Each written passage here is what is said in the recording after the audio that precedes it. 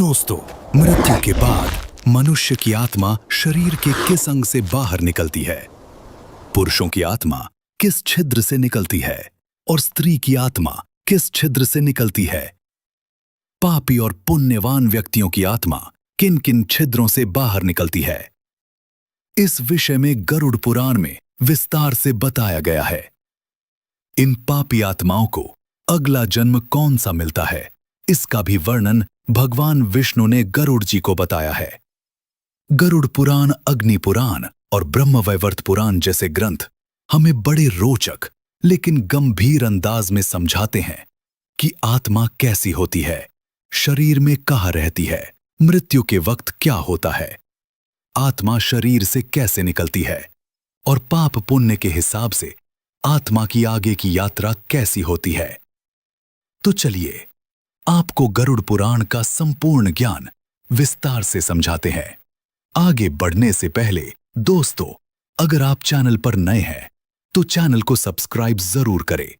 साथ ही वीडियो को लाइक करना न भूलें और कमेंट में जय श्री हरि विष्णु अवश्य लिखें। आत्मा शरीर में कहां और कैसी होती है? शास्त्रों के अनुसार आत्मा हर जीव के हृदय में एक सूक्ष्म रूप में निवास करती है। ये आत्मा परमात्मा का अंश है, चेतना का वो दिव्य कण जो हमारे पूरे शरीर को जीवन देता है। शरीर तो पंच तत्वों पृथ्वी, जल, अग्नि, वायु, आकाश से बना नाशवान पदार्थ है, लेकिन आत्मा अमर है, अविनाशी है। आत्मा का कोई रूप रंग नहीं, पर इसे एक चमकते हुए छोटे प्रकाश की तरह समझ सकते हैं। गरुड़ पुराण में तो कहा गया है कि यमदूत जब आत्मा को निकालते हैं तब वो अंगूठे के आकार की सूक्ष्म पुरुषाकृति होती है, यानी आत्मा इंसान के सूक्ष्म शरीर के रूप में होती है। बिल्कुल मानो आपके शरीर का नन्हा प्रतिरूप जो अंगूठे जितना छोटा होता है और जिसे सामान्य आंखों से नहीं देखा जा सकता। यही आत्मा हमारे होने का वास्तविक मैं है, जो न कभी मरती है न जलती है, बस एक शरीर से निकलकर फिर अगले गंतव्य की ओर चली जाती है। दोस्तों, मृत्यु के समय क्या होता है? जब किसी स्त्री की मृत्यु का समय आता है तो शरीर में कई बदलाव शुरू हो जाते हैं। गरुड़ पुराण में कहा गया है कि जैसे जैसे अंत निकट आता है उसके जीवनदायु प्राण डगमगाने लगते हैं, सांस उखड़ने लगती है, खांसी और बलगम से नलिकाएं अवरुद्ध हो जाती हैं और आंखें उलरने लगती हैं। शरीर बिल्कुल निर्जीव सा, निश्चेष्ट होने लगता है, मानो आत्मा की पकड़ ढीली पड़ रही हो। कई बार मरने वाले की जीभ से झाग निकलने लगता है, मुंह लार से भर जाता है और वो बेहोशी की हालत में चला जाता है। गरुड़ पुराण भयावह तुलना करता है कि प्राण निकलते समय मनुष्य को ऐसा दर्द महसूस होता है जैसे 100 बिच्छुओं ने एक साथ डंक मारा हो। सोचिए जरा, कितनी तीव्र पीड़ा। मृत्यु का क्षण इतना यातनामय होता है कि वो एक पल नहीं बल्कि युगों के बराबर लंबा महसूस होने लगता है। कई पापी आत्माएं तो असह्य डर और दर्द से अपने मल मूत्र तक छोड़ देती हैं। शास्त्र कहते हैं ये सब पिछले कर्मों के कारण है। जिसने जीवन भर अधर्म और पाप किए हों उसके लिए मौत का स्वाद बहुत कड़वा और भयावह होता है, लेकिन जिसने धर्मपूर्वक जीवन जिया हो उसकी मृत्यु अपेक्षाकृत शांतिपूर्ण ढंग से हो सकती है। पापी के प्राण हरने कौन आता है? गरुड़ पुराण वर्णन करता है कि अंतिम क्षणों में सिर्फ मरने वाली को एक दिव्य दृश्य दिखता है। आसपास रोते परिवारजन दिखाई दे सकते हैं, पर साथ ही यमराज के दूतों का आगमन भी होने लगता है। ये यमदूत बड़े भयंकर रूप वाले होते हैं, काले डरावने चेहरे, सिर पर खड़े रोंगटे, लाल जलती आंखें, हाथों में फंदा और मूठ वाले डंडे। उनके दांत भालों जैसे नोकीले हैं, लंबे नख हैं और रूप इतना भयानक कि उन्हें देखकर ही मरते हुए का हृदय दहल जाता है। गरुड़ पुराण बताता है कि इन यमदूतों को देखकर प्राणी भय के मारे चिल्लाने लगता है, उसका हृदय तेजी से कांपने लगता है और रोम रोम सिहर उठता है। यमदूत पापी आत्मा के पास आकर कोई नम्रता नहीं दिखाते। वे क्रोध में गरजते हुए कहते हैं, अरे पापी, चल, आज तेरा समय पूरा हुआ। तुझे हम यमराज के पास लेकर जा रहे हैं। मरने वाला अपने रोते परिवार को देखकर विलाप करता है, पर यमदूत उसको जरा भी मोहलत नहीं देते। वे लोहे के फंदे से उसका गला कसकर बांध देते हैं और जबरन आत्मा को शरीर से घसीटने लगते हैं। आत्मा का बाहर निकलना बेहद दर्दनाक होता है। गरुड़ पुराण कहता है कि पापी की आत्मा को कान, नाक, आंखें आदि जिस भी छेद से घसीटना पड़े, ये दूत बलपूर्वक खींचते हैं और उस दौरान आत्मा चिल्लाती हुई शरीर से अलग की जाती है। वो आत्मा अपने ही पुराने शरीर को अंतिम बार व्याकुल नजरों से देखती है जब यमदूत उसे दूर ले जाने लगते हैं। दोस्तों, अब जानते हैं आत्मा किस अंग या छिद्र से शरीर छोड़ती है। ये सवाल बड़ा रोचक है। आत्मा आखिर शरीर से निकलती कहां से है? हमारे शरीर में कुल 9 प्रमुख द्वार या छिद्र माने गए हैं।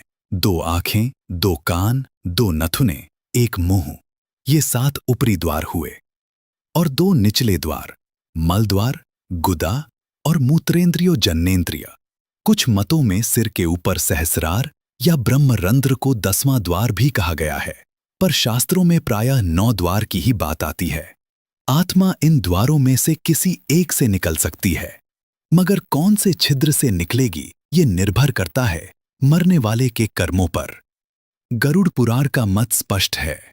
यदि आत्मा पुण्यात्मा है, अच्छे कर्मों वाली है, तो वो शरीर के ऊपरी ऊर्ध्व द्वारों से प्रस्थान करेगी, और यदि पापी है तो निचले छिद्रों से। पुण्यवान लोगों की आत्मा प्रायः सिर के ऊपर स्थित द्वार, ब्रह्मरंध्र या मुंह, आंख, नाक जैसे ऊर्ध्व छिद्रों से निकलती है। इसे शुभ संकेत माना जाता है। इसका अर्थ है आत्मा की गति ऊपर ऊर्ध्व लोकों की ओर होगी। दिव्य मार्ग देवयान से जाएगी। विशेषकर जो आध्यात्मिक साधना में पारंगत हैं, योगी हैं या परमात्म भक्त हैं, उनके सहस्रार से आत्मा निकलकर परम लोक की ओर जाती है। माना जाता है कि यह मुक्ति का मार्ग है। इसके विपरीत पापी आत्माएं प्राण छोड़ती हैं तो निम्न द्वार से उनका जीवन निकलता है। गरुड़ पुराण कहता है कि पापी के प्राण मल मूत्र के रास्ते नीचे निकल जाते हैं। आत्मा अगर गुदा द्वार या जननेंद्रिय जैसे नीचले छिद्र से निकले तो इसे अत्यंत अशुभ माना जाता है। ये दर्शाता है कि आत्मा अधोगति, नीचे लोकों की ओर जा रही है। ऐसे प्राणी की आत्मा मरकर सीधे यमलोक, प्रेतलोक या नरकों की ओर जाएगी। साफ शब्दों में ऊपरी द्वार से आत्मा का निकलना पुण्य का फल है और निचले द्वार से निकलना पाप का फल। यही कारण है कि हमारे शास्त्र मृत्यु के समय भगवान के नाम स्मरण, गंगा जल, तुलसी दल आदि देने को कहते हैं, ताकि अंत समय शुभ हो और आत्मा ऊर्ध्व मार्ग से शांतिपूर्वक निकले।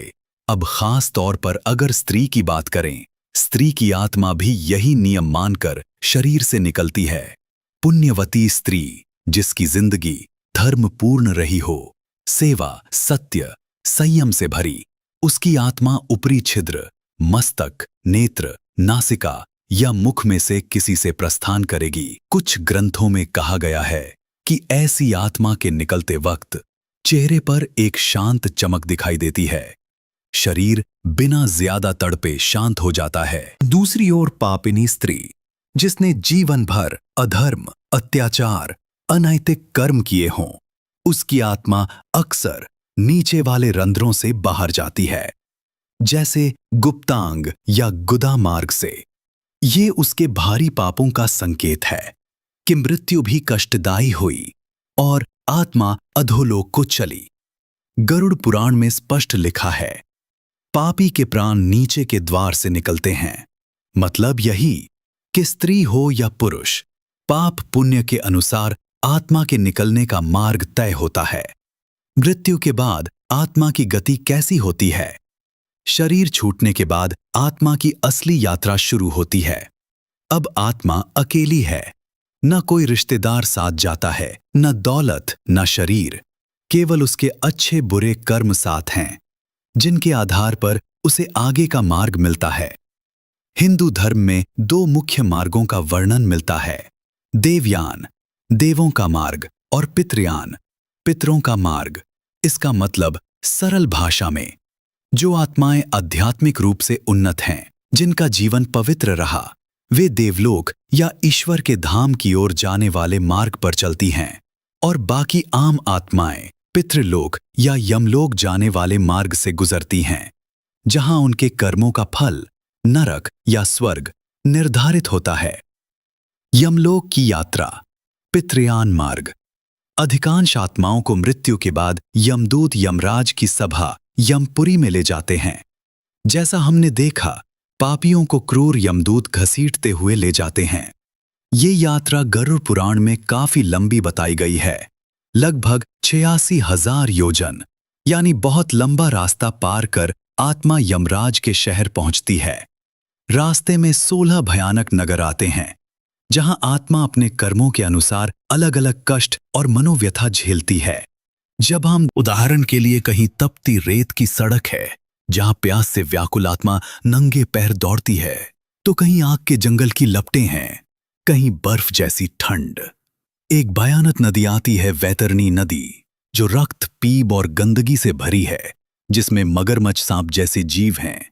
जिसने जीवन में गोदान किया हो या पुण्य किए हों, उसे इस वैतरणी को पार कराने नाव या गाय की पूंछ मिल जाती है, पर जो पापी हो वो इसमें डूबकर यातना पाता हुआ पार होता है। आत्मा को प्रत्येक क्षण एहसास होता चलता है कि उसने जीवन में क्या पाप किए। यमदूत रास्ते भर उसे कोड़े मारते हैं, धक्के देते हैं और डराते हैं। आत्मा भूखी प्यासी, थकी हुई, बेबस सी आगे बढ़ती है। उसे अपने परिवार की याद सताती है, पर अब पछतावा करने के सिवा कुछ नहीं कर सकती। लगभग 47 दिन या कुछ हफ्तों का समय इस यात्रा में लग जाता है।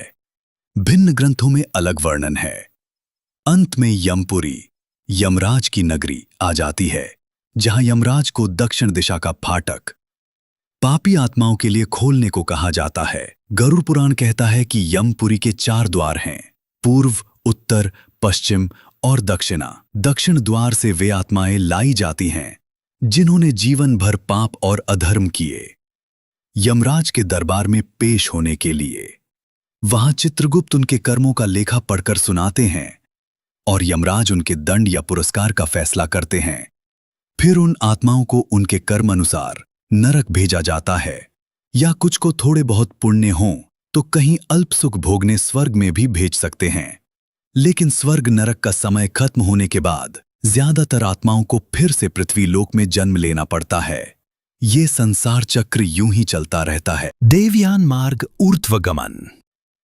अब प्रश्न आता है कि क्या सबको यमदूत ही लेने आते हैं? नहीं, भक्ति और पुण्य के बल पर कुछ आत्माओं के लिए रास्ता थोड़ा भिन्न हो सकता है। यदि स्त्री ने अपना जीवन बड़े सत्कर्मों में लगाया, ईश्वर भक्ति की या योग साधना द्वारा आत्मोन्नति की, तो मरते समय माहौल फर्क होगा। गरुड़ पुराण कहता है कि ऐसी धन्य आत्मा की मृत्यु शांत होती है, अंतिम सांसें भी आसानी से निकलती हैं, चेहरे पर तेज होता है, आसपास परिवारजनों द्वारा राम नाम, भगवान की बातें की जाती हैं। गंगा जल, तुलसी दल दिया जाता है, जिससे उसकी आत्मा को संबल मिलता है। सबसे बड़ी बात, उस आत्मा को यमदूत जबरदस्ती घसीटने नहीं आते। उसके बदले दिव्य दूत या देवदूत आते हैं, जो बड़े आदर से आत्मा को साथ लेते हैं। ऐसी आत्मा शरीर छोड़ती है तो प्रायः सिर के ऊपर या अन्य ऊर्ध्व द्वार से निकलती है, जो बताता है कि इस जीव ने जीवन पवित्र जिया। देवदूत आत्मा को सम्मानपूर्वक यमपुरी के दक्षिण द्वार से नहीं, बल्कि अन्य द्वारों, पूर्व या उत्तर से अंदर ले जाते हैं। इसका फल यह होता है कि यमराज की सभा में भी उसके साथ कठोरता नहीं होती, बल्कि गरिमा के साथ पेशी होती है। कई बार कहा जाता है कि ऐसे धर्मात्मा को यमलोक में भी नहीं रुकना पड़ता, सीधे इंद्र आदि देवताओं के लोक, स्वर्ग में स्थान मिलता है। कुछ श्रेष्ठ आत्माएं, जिन्होंने ईश्वर की अनन्य भक्ति की हो, वे देह छोड़कर सीधे परम धाम चली जाती हैं। जैसे विष्णु भक्तों के लिए कहते हैं कि विष्णु दूत आते हैं और उस आत्मा को बैकुंठ ले जाते हैं, फिर यमराज के दूत तो पास भी नहीं फटकते। अग्नि पुराण में भी कहा गया है कि पुण्य आत्माओं को मृत्यु के बाद ऐसे मार्ग से ले जाया जाता है जहां कोई कष्ट नहीं होता, जबकि पापियों को कष्टदायक रास्ते से यमलोक ले जाया जाता है। कुल मिलाकर जैसे कर्म वैसा फल। मरने के बाद आत्मा या तो देवयान प्रकाश मार्ग पकड़ती है या पितृयान धूम्र मार्ग पकड़कर न्याय के लिए यमराज की ओर जाती है। दोस्तों, अब हम आते हैं उस हिस्से पर जिसका जिक्र सुनकर शायद आपके रोंगटे खड़े हो जाएं। पाप कर्मों के आधार पर अगले जन्म की योनियां। गरुड़ पुराण और ब्रह्मवैवर्त पुराण में विस्तार से बताया गया है कि कौन से पाप के फलस्वरूप आत्मा को अगले जन्म में किस योनि से जानवर आदि में जन्म लेना पड़ता है। खासकर स्त्रियों के संदर्भ में कुछ पाप ऐसे बताए गए हैं जिनसे उन्हें बड़ी ही नीच योनियों में जाना पड़ सकता है। आइए कुछ उदाहरण कहानी की तरह समझें। पति से बेवफाई या परपुरुष गमन, व्यभिचार। यदि किसी स्त्री ने अपने पति को धोखा दिया, परपुरुष के साथ संबंध बनाए या उल्टा आचरण किया तो शास्त्रों में उसका फल भयंकर बताया है। ब्रह्मवैवर्त पुराण में एक कथा आती है जिसमें ऐसी स्त्री मरने के बाद लंबे समय तक नरक में सड़ती है और फिर लाखों बार गिद्ध बनकर जन्म लेती है। सैकड़ों वर्षों तक सुअरनी से मादा सुअर की योनि में रहती है और सैकड़ों जन्म तक जंगली हिंसक जानवर बनती है। देखिए, एक पति को त्यागने या व्यभिचार करने का कितना भयानक परिणाम बताया है। पहले असंख्य नरक यातनाएं, फिर गिद्ध, सुअर, हिंसक जानवर बनना। अंत में कहा गया है कि यदि कभी वो स्त्री फिर मानव रूप में आती भी है तो विधवा, दरिद्र और रोगिणी बनकर जन्म लेगी। गरुड़ पुराण में भी कहा है कि जो पुरुष पराई स्त्री के साथ व्यभिचार करते हैं उन्हें अगले जन्मों में भयानक राक्षस योनि भुगतनी पड़ती है। विशेषकर यदि वो स्त्री किसी ब्राह्मण या पूज्य कुल की थी तो वो पिशाच ब्रह्म राक्षस बनकर भटकते हैं। एक जगह ये भी वर्णन है कि पराई स्त्री से संबंध रखने वाला अगले जन्म में सियार होता है। अब स्त्री ने खुद अपने शरीर को पाप कर्म में लगाया तो उसे भी उस पाप का फल समान ही मिलता है।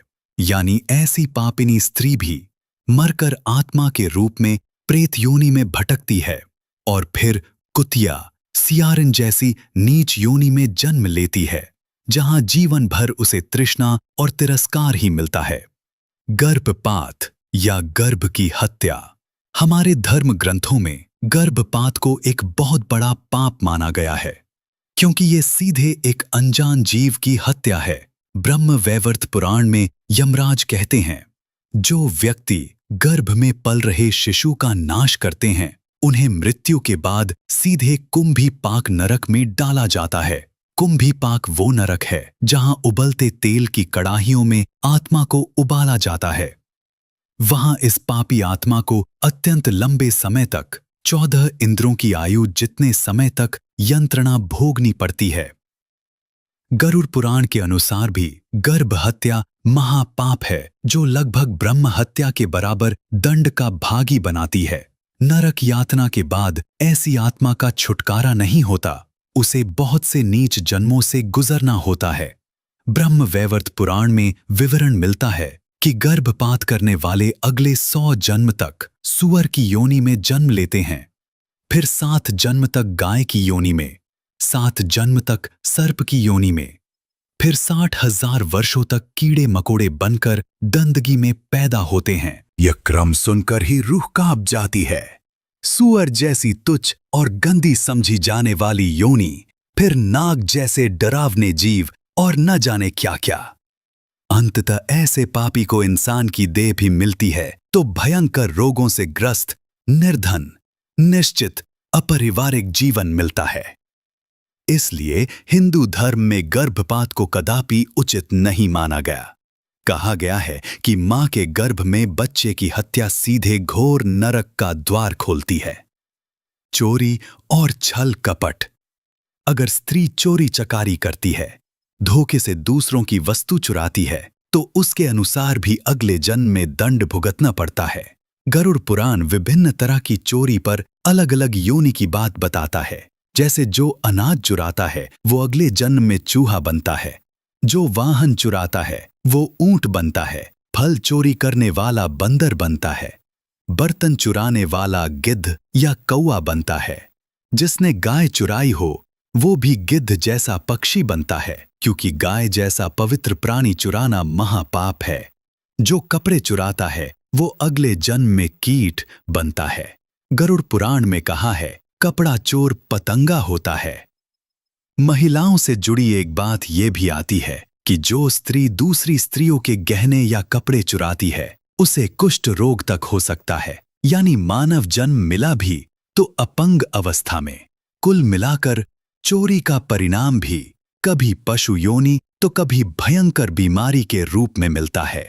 यही कारण है कि बचपन से हमें सिखाया जाता है, चोरी सबसे घिनौनी आदतों में है, इसका पाप जीवन भर पीछा करता है। निंदा, परनिंदा और असत्य भाषण। अक्सर लोग सोचते हैं कि जुबान के पाप शायद उतने बड़े नहीं होते, लेकिन पुराण कहते हैं कि दूसरों की निंदा या बेहुदा बातें करने का फल भी कष्टदायक जन्मों में मिलता है। जो लोग दूसरों को बेवजह बदनाम करते हैं, सत्यनिष्ठ भले लोगों की बुराई करते हैं, अगले जन्म में उन्हें नीच योनि या अपंगता झेलनी पड़ती है। उदाहरण के लिए गरुड़ पुराण में आता है, जो व्यक्ति पापपूर्ण आचरण करके लोक में बदनामी कमाता है वो अगले जन्म में कछुआ बनता है। इसे आप यूं समझिए कि जिसने जीवन में कुचर्चा, कलंक और कलह फैलाए, उसका अगला जन्म ऐसी योनि में होगा जो अधोगति का प्रतीक है। कछुए का जीवन जल मिट्टी में गुजरता है, बहुत धीमा और तुच्छ समझा जाता है। इसी प्रकार अत्यधिक ईर्ष्यालु प्रवृत्ति भी अगले जन्म को खराब करती है। कहा गया है, ईर्ष्यालु व्यक्ति अंधा पैदा होता है या मधुमक्खी जैसा कीट बनता है जो केवल डंक मारना जानता है। लगातार झूठ बोलने वाले की अगले जन्म में जुबान काम नहीं करती, वो गूंगा या हकला पैदा होता है। जिन महिलाओं को दूसरों की खुशियों को देखकर जलन होती है और वे चुगली निंदा में लिप्त रहती हैं, वे अगले जन्म में संभवतः उसी तरह किसी तुच्छ जानवर जैसे कौआ या चील की योनि में जाएंगी जो हमेशा मल में मुंह मारते हैं। शास्त्रों में गिद्ध कौए को अक्सर नीच कर्मों का फल बताया गया है। गरुड़ पुराण तो पापों की पूरी सूची देता है। कुछ का जिक्र पुरुषों के संदर्भ में है, पर स्त्रियां भी वही कर्म करें तो परिणाम समान ही रहते हैं। जैसे गुरु की हत्या करने वाला मिर्गी का रोगी होकर जन्मता है, निर्दोष जीवों पर अत्याचार करने वाला बौना बनता है। जो अपने पति या परिवार को छोड़कर दूसरों से अवैध संबंध बनाए, उसका अगला जन्म ऐसा पशु होगा जिसे शिकारी मार डालेंगे, यानी उसकी जिंदगी बहुत छोटी और कष्टपूर्ण होगी। जो अपने पति की हत्या कर दे या उस पर अत्याचार करे, ऐसी स्त्री को अगले जन्म में पति का सुख नसीब नहीं होता। वो जन्म जन्मांतर तक अकेली रहकर दुख भोगती है। ब्रह्म हत्या, किसी ब्राह्मण या संत की हत्या का पाप तो सबसे भारी है। ऐसे पापी को कई जन्मों तक घोर नरकों में जलने के बाद ऊंट, सुअर, घोड़ा जैसे पशुओं की योनि में भटकना पड़ता है। गौ हत्या का पाप भी अनंत नरक भोगने के बाद सर्प और अन्य जहरीले जीव बनकर भुगतना पड़ता है। यहां तक कि जो लोग माता पिता या अतिथियों का अपमान करते हैं, वे अगले जन्म में बहरे, अंधे, कुबड़े जैसे अंगहीन शरीर लेकर पैदा होते हैं और भगवान की निंदा या शिव आदि देवों का अपमान करने वाले अगले जन्म में गुप्त रोग, त्वचा रोग जैसे दुख झेलते हैं। स्पष्ट है, हर छोटे बड़े पाप का फल किसी न किसी योनिगत दुर्गति या मानव जन्म में भारी कष्ट के रूप में मिलता ही है। इन सब कथाओं का सार यही है कि कर्म का सिद्धांत अटल है। स्त्री हो या पुरुष, जो जैसा कर्म करेगा वैसा ही फल उसे मरने के बाद और अगले जन्म में भोगना पड़ेगा। ये पुराणों में बताए विवरण कभी कभी हमें डराने के लिए भी होते हैं, ताकि हम अनुचित कर्मों से दूर रहें। आखिर गरुड़ पुराण स्वयं एक दर्पण की तरह है। जिसमें हमारे कर्मों का परिणाम दिखाकर हमें सचेत किया जाता है। मृत्यु जीवन का अंत नहीं, बल्कि आत्मा की एक यात्रा का पड़ाव है। आत्मा अमर है, पर अच्छे बुरे कर्मों की गठरी उसके साथ चलती है। इसलिए हर स्त्री पुरुष को चाहिए कि जीवन में सदाचार, सत्य, प्रेम और धर्म के मार्ग पर चले। ऐसा करने से न सिर्फ मौत के वक्त कम कष्ट होगा, बल्कि आत्मा उज्जवल मार्ग से जाएगी और हो सकता है पुनर्जन्म के बंधन से भी मुक्त हो जाए। अगर भूलवश पाप हो भी जाएं, तो शास्त्र प्रायश्चित और सुधार का मार्ग बताते हैं। ईश्वर भक्ति, दान पुण्य, सेवा और पश्चाताप से कर्मों का बोझ हल्का किया जा सकता है। आखिर में हिंदू धर्म ग्रंथ हमें यही सिखाते हैं कि जीवन एक अनमोल अवसर है आत्मा के विकास का। मृत्यु अटल सत्य है, लेकिन वो अंत नहीं, एक नई शुरुआत है। इस शुरुआत को सुखद या दुखद बनाना हमारे हाथ में है। हमारे कर्म ही तय करेंगे कि मरने के बाद यमदूत हमारा हाथ पकड़ेंगे या विष्णुदूत। हम नरक के अंधकारमय रास्ते पर जाएंगे या देवों की ज्योतिर्मय राह पर। इसलिए ऐसी कथाएं सुनकर डरे नहीं, बल्कि सबक लें। जीवन को इस तरह जिए कि अंत समय शांतिमय हो, ताकि जब हमारी आत्मा देह त्यागे तो चेहरे पर मुस्कान हो, हृदय में भगवान का नाम और मार्ग दिखाने को दिव्य ज्योति हो। यही इन पुराण कथाओं का संदेश है। तो दोस्तों, इस प्रकार से गरुड़ पुराण में मृत्यु के बाद के आत्मा के सफर के विषय में बताया है। अगर आपको ये जानकारी अच्छी लगी तो वीडियो को लाइक जरूर करें और कमेंट में जय श्री कृष्ण अवश्य लिखें। साथ ही चैनल को सब्सक्राइब जरूर करें। आप सभी का धन्यवाद।